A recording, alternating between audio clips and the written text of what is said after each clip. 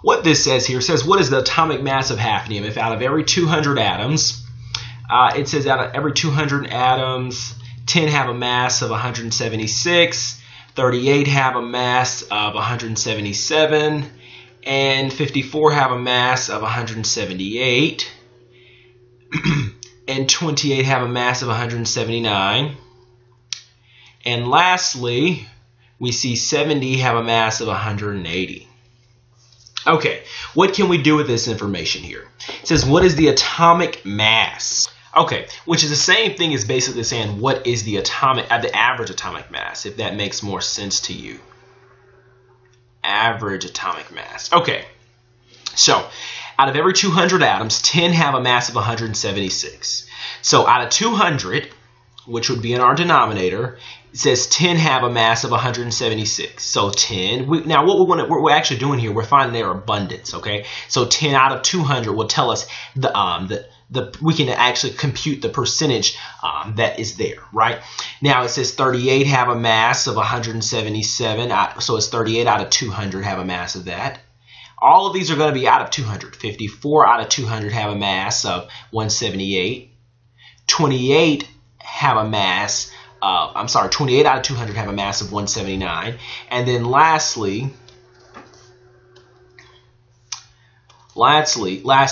70 out of 200 have a mass of 180.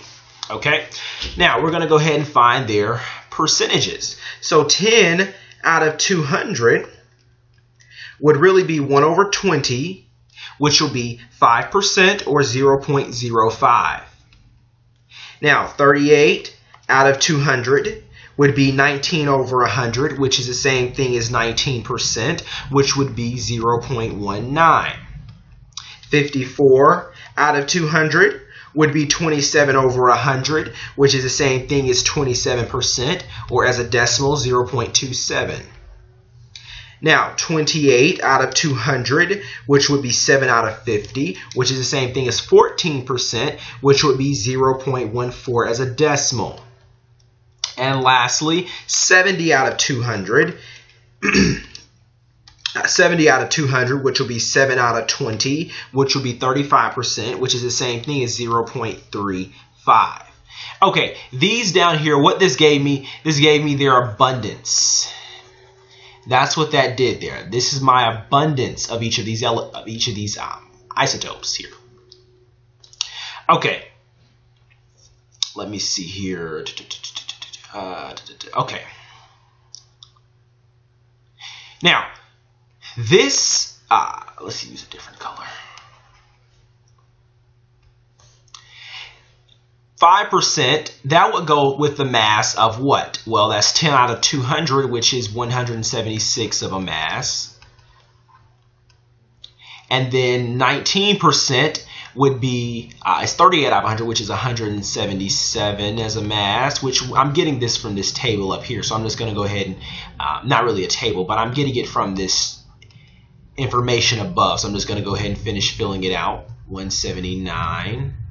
And then 170 would be, that'd be 180. And I got these because 70 out of 200 have a mass of 180. 70 out of 200 is 0.35, which is 180 as their mass, right? So this would be their abundance, and then this would be their mass. Let me rewrite that.